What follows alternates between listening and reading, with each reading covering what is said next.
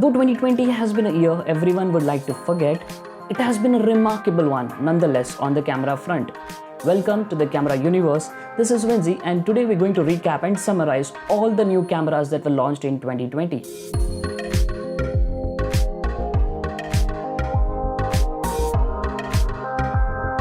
Starting with January, Fuji launched their X-T200 with a 24 megapixel sensor that can record 4K up to 30 fps and Full HD up to 120 fps, followed by their X100 Mark V in the month of February, a 26 megapixel X-Trans CMOS 4 sensor camera that has a fixed 35mm equivalent focal length with a maximum aperture of f2, along with Olympus EM1 Mark III. April saw Fuji release their X-T4 camera that boasted a 26 megapixel BSI X-Trans CMOS 4 sensor that could record 4K up to 60 fps and Full HD up to 240 fps.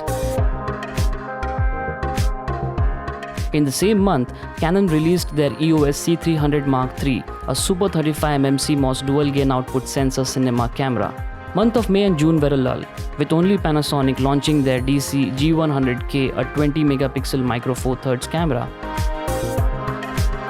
July was the month where Canon came out all guns blazing with their EOS R5 and R6,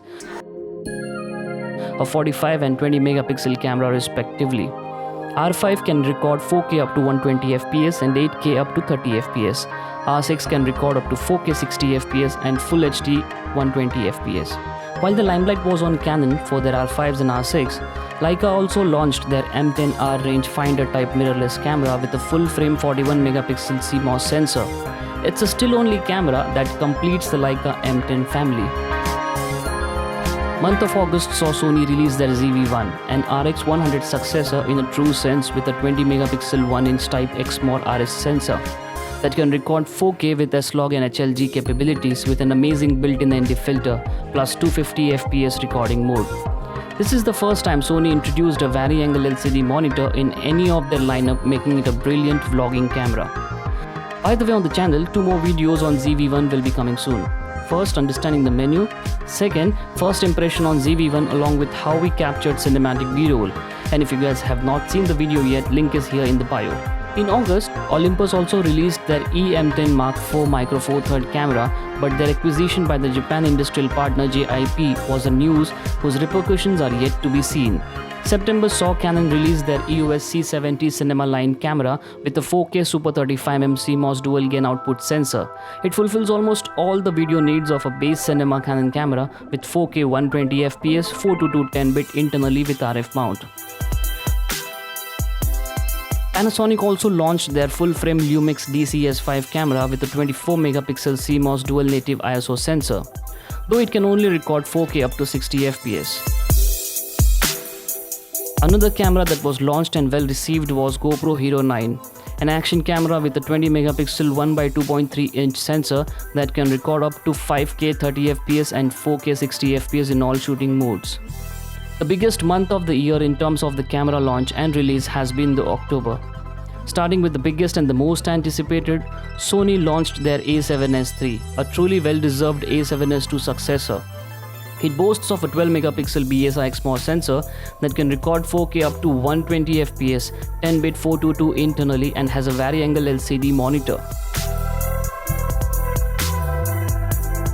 Unlimited recording time with no overheating has been the cherry on the cake. Fuji also launched their XS10 camera, a 26 megapixel X-Trans BSI CMOS APS-C sensor that records 4K up to 30 only, but Full HD up to 240 fps.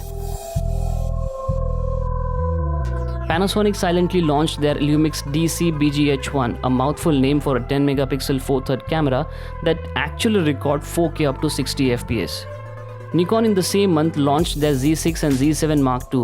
Z6 Mark II boasts of a 24 megapixel full-frame BSI CMOS sensor, whereas Z7 Mark II has a 45 megapixel full-frame sensor that can record up to 4K 60 fps. That was quite a list of cameras launched in a year that will be remembered as a year where the world came to a halt.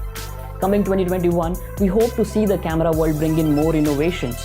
Let's hope the Panasonic GH6 and the Sony A7 Mark IV takes the mantle ahead in 2021. Wish you a very happy new year. Stay safe. Thank you.